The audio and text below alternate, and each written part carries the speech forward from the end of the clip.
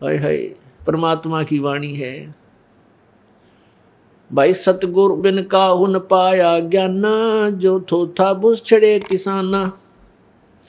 भाई गुरु बिन वेद पढ़े जो प्राणी, समझे न सार रहे अज्ञानी। अब प्रसंग चल रहा है कि वस्तु कहाँ खोजे, कहाँ किस विद लागे हाथ।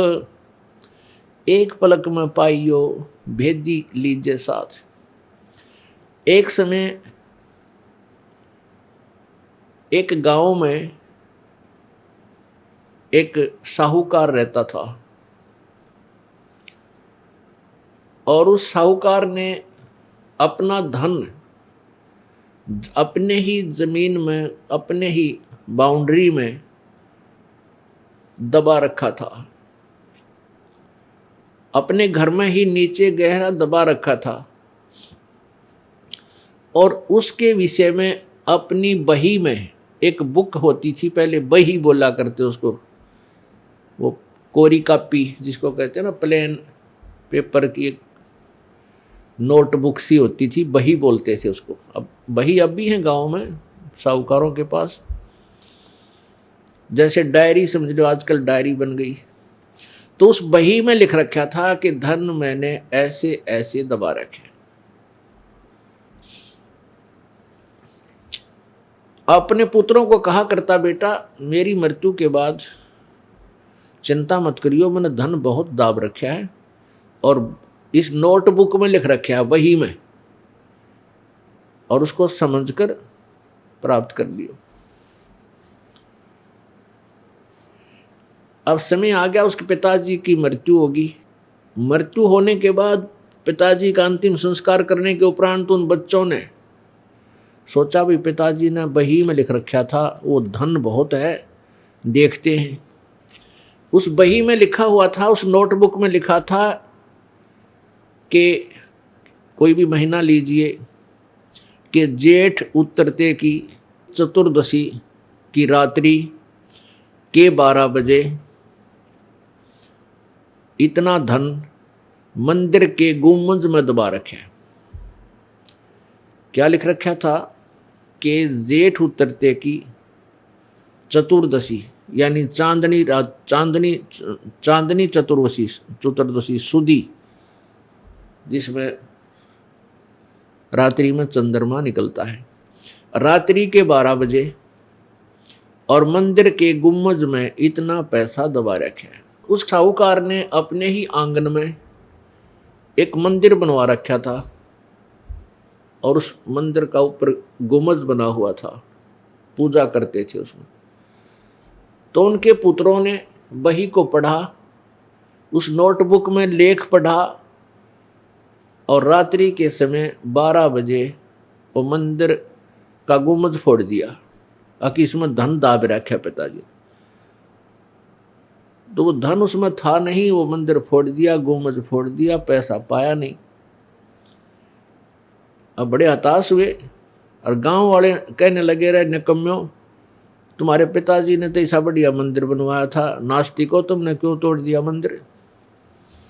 अब न्यू क्यों बताओगे, इसमें पैसे दाब रखे मेरे पिताजी ने। कहने लगे, जी बढ़िया बनावाएंगे इसको, मेरे पिताजी कह के गए थे, बेटा इसको अच्छा बनवाना। गांव वाले शांत हुए। फिर उन बच्चों को बड़ा दुख हुआ कि पिताजी ने तो झूठ बोल दिया, जहां लिखा था वो पैसा वहां मिला नहीं। दोनों बड़े क्षुब्ध हुए, पिताजी को उलाने देने लगे कि पिताजी झूठ बोलते थे, झूठे थे।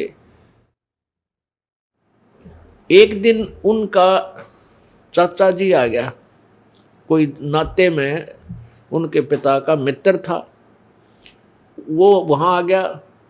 उनसे जब कुशल मंगल होने के बाद पूछा कि अंकल जी मेरे पिताजी तो बहुत झूठे आदमी थे, नो क्या करते, वे हमारे पास घना धन है बेटा, और हमने दबा रखा है, और पिताजी का जहाँ उन्होंने लिखा था वो धन मिला नहीं हमने, पिताजी झूठ बोल गए।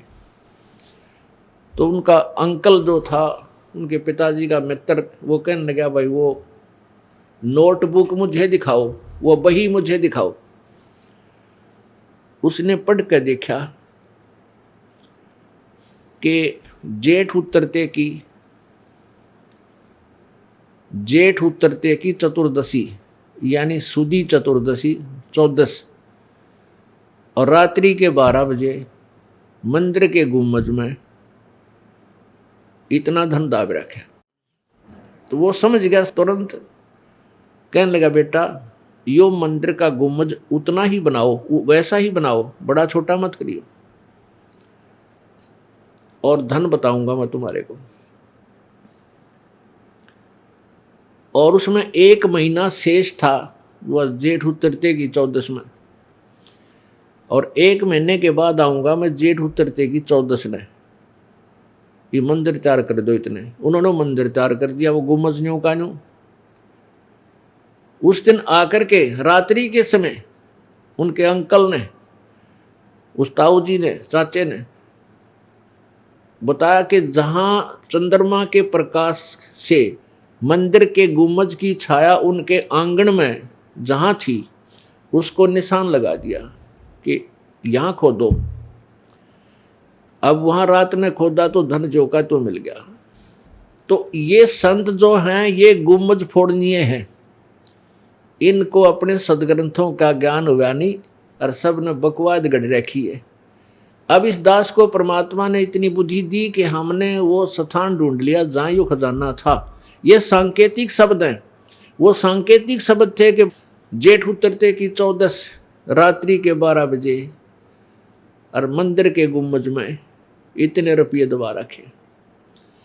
तो बुद्धिमान था, उसने देखा रात्रि के 12 बजे क्यों लिखा, और वह 14 क्या लिखने की जरूरत क्या थी, धन तो कि कद्दे दावे दे लिख, उसमें फायदा क्या। तो उसने तुरंत हिसाब डाल लिया कि रात्रि के 12 बजे जब चंद्रमा की रोशनी में गुम्बज की जहाँ छाया जाएगी, वो स्थान निर्धारित था, वहाँ धन मिल गया।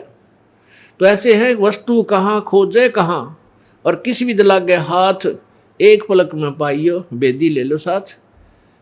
भेदी, अब तत्व ज्ञान जो तत्वदर्शी संत है, ये भेदी होता है परमात्मा के सदग्रंथों का, उसकी महिमा का।